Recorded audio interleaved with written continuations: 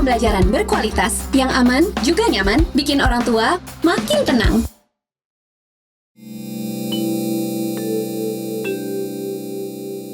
Video ini hanya untuk mereka yang punya logika. Bagi yang tidak punya logika, skip aja. Kali ini saya tidak akan bicara tentang isu yang hangat. Kali ini saya hendak menjelaskan sikap beragama saya. Saya beragama Islam, tapi saya tidak percaya bahwa umat Islam harus menjalankan syariat Islam. Saya tidak percaya umat Islam harus patuh pada hukum dan aturan Islam yang baku yang mengatur seluruh sendi kehidupan manusia. Karena sikap saya ini, sebagian orang menganggap saya aneh dan menentang ajaran Islam. Saya bahkan dianggap sebagai Muslim yang anti-Islam. Saya ingin menjelaskan ini. Saya bukan sedang berusaha membela diri, namun dengan penjelasan ini saya berharap orang akan memahami mengapa saya mengambil sikap yang dipersoalkan tadi. Saya harus ingatkan sejak awal, saya tidak sedang mengatakan cara berpikir saya yang paling benar. Saya tidak ingin mengatakan cara saya beragama lebih benar daripada mayoritas pengkritik saya yang beragama dengan cara berbeda. Saya percaya pada kebebasan dalam diri setiap manusia untuk berpikir dengan caranya masing-masing. Kebebasan berpikir adalah sebuah karunia Tuhan yang tidak boleh dirampas oleh orang lain. Karena itu saya percaya saya dan Anda berhak sepenuhnya untuk berpikir dengan cara kita masing-masing. Kalau Anda tidak setuju dengan saya, fine. Tapi izinkan saya menjelaskan. Karena menurut saya, cara saya beragama saat ini datang dari sikap dasar saya. Saya adalah Muslim yang percaya pada Allah, pada Nabi Muhammad, pada Al-Quran. Saya percaya bahwa Allah menurunkan ayat-ayatnya melalui perantaraan malaikat kepada Nabi Muhammad. Namun, saya tidak percaya bahwa di dalam Al-Quran termuat hukum Islam yang harus dijalankan dengan cara yang sama di seluruh dunia di sepanjang zaman. Menurut saya, kalaulah dalam Al-Quran ada termuat hukum Allah, itu adalah hukum yang merefleksikan kondisi abad ke-7 di Tanah Mekah saat ayat itu diturunkan. Dan disitulah saya berbeda dengan mereka yang percaya pada penegakan syariah. Kalangan penegak syariah percaya bahwa Allah menurunkan sebuah paket hukum Islam yang lengkap di abad ke-7 itu. Bahkan hukum itu tidak hanya termuat dalam Al-Quran, tapi juga dalam ucapan dan perbuatan Nabi Muhammad plus pandangan para ulama di abad-abad pertama Islam. Dalam pandangan mereka, paket dari Allah itu sudah final. Memang ada ayat-ayat Al-Quran yang abstrak sehingga perlu dicari maknanya. Namun kalau kalimat-kalimatnya sudah cukup eksplisit, ya ikuti saja hukum itu. Dalam pandangan mereka, Allah memang menginginkan umat manusia untuk patuh pada hukum Allah yang sudah sangat jelas itu. Kalau ada ayat-ayat yang terasa janggal atau nampak merugikan, itu terjadi karena keterbatasan kita untuk memahami ayat-ayat itu. Menurut mereka tidak mungkinlah Allah menurunkan ayat atau tidak mungkinlah Nabi Muhammad memberi contoh dan teladan yang merugikan masyarakat. Karena itu ikuti sajalah semua ayat Allah dan kata-kata serta teladan Nabi Muhammad, maka kita semua akan selamat sentosa mencapai surga. Di sisi lain, kenapa ulama-ulama masa lalu itu yang harus kita ikuti?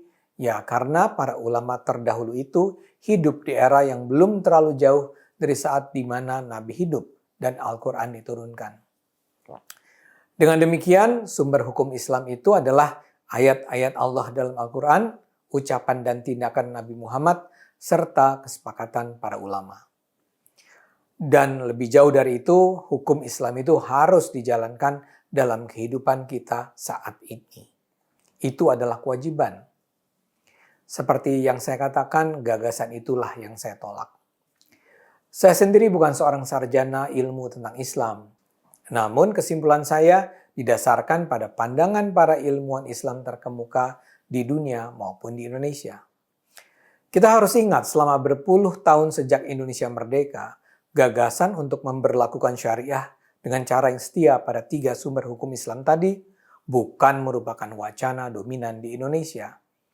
Gagasan semacam itu selalu berposisi minoritas di Indonesia.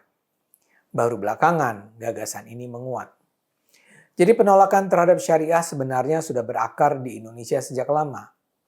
Saya sekedar ingin menunjukkan mengapa penolakan terhadap syariah adalah pilihan yang lebih masuk akal. Pertama-tama, harus jelas bahwa kewajiban untuk menerapkan hukum Islam dengan merujuk ayat-ayat Al-Quran dengan cara yang sama sepanjang masa di seluruh dunia bukanlah perintah yang termuat dalam Al-Quran. Itu adalah sekedar interpretasi. Dan karena itu adalah sekedar interpretasi, kita juga bisa melakukan interpretasi berbeda. Kedua, hukum adalah sesuatu yang senantiasa merefleksikan kondisi dan konteks sejarah di mana hukum itu dilahirkan. Yang universal hanyalah prinsip-prinsip umumnya. Misalnya saja, secara universal diakui keadilan harus ditegakkan. Tapi bagaimana keadilan diwujudkan di Indonesia sangat mungkin berbeda dengan perwujudan keadilan di Amerika Serikat. Begitu juga dengan hukum Islam. Bagaimana prinsip keadilan dalam hukum Islam diterapkan di Indonesia bisa berbeda penerapannya dengan di Pakistan. Nah, ketika Tuhan bicara dengan Nabi Muhammad, Tuhan bicara dalam konteks masyarakat Arab yang masih terbelakang di abad ke-7. Jadi aturan yang diturunkan mencerminkan kondisi abad ke-7 yang tidak bisa begitu saja diadopsi di abad ke-21. Membayangkan Al-Quran berisikan peraturan-peraturan yang harus diterapkan dalam cara yang sama dengan abad ke-7 menurut saya sangat tidak masuk di akal. Saya gunakan saja contoh tentang hubungan Islam dan non-Islam. Karena merasa bahwa ayat-ayat Allah sudah secara jelas menyatakan bahwa umat Islam dilarang untuk memilih pemimpin non-Islam, banyak Muslim yang percaya bahwa haram hukumnya memilih presiden, gubernur ataupun ketua BEM dan ketua kelas beragama non-Muslim. Ini bagi saya jelas tidak masuk akal.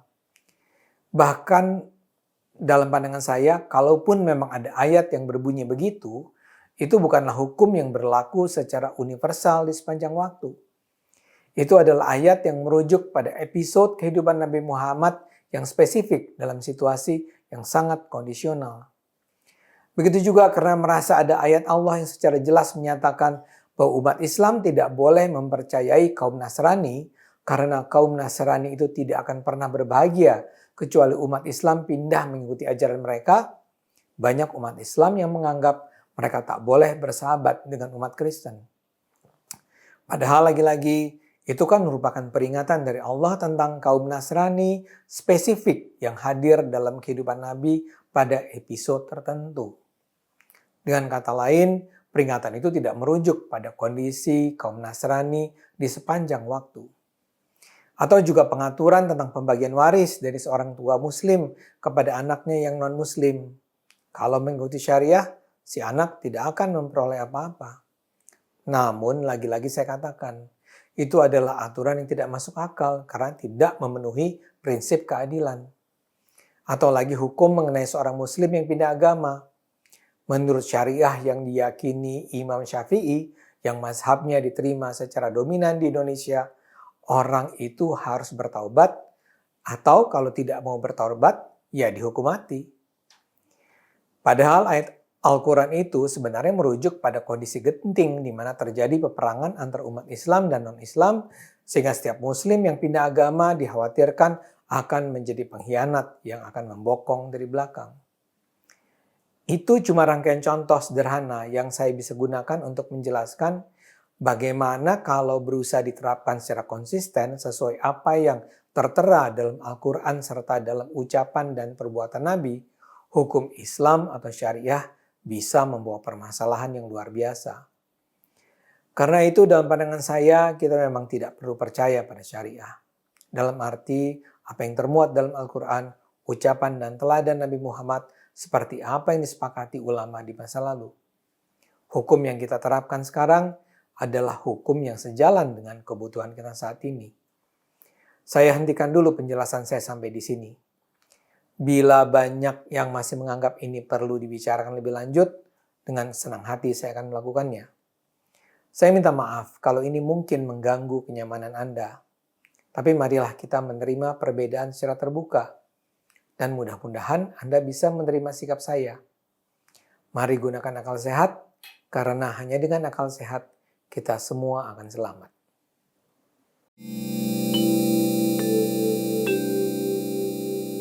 Video ini hanya untuk mereka yang punya logika. Bagi yang tidak punya logika, skip aja.